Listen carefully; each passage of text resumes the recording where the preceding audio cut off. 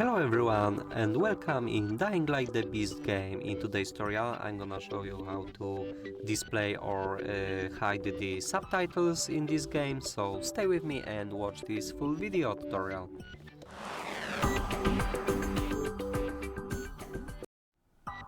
Like always, as first we have to open the settings by using the O button on our keyboard or moving your mouse over here and pressing options. Now choose the accessibility settings, and in here the second option will be subtitles.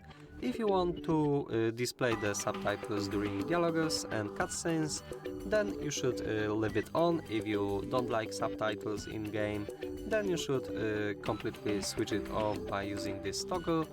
That would be all for this video. Hope you like it. Leave a comment and also subscribe to our YouTube channels. Goodbye!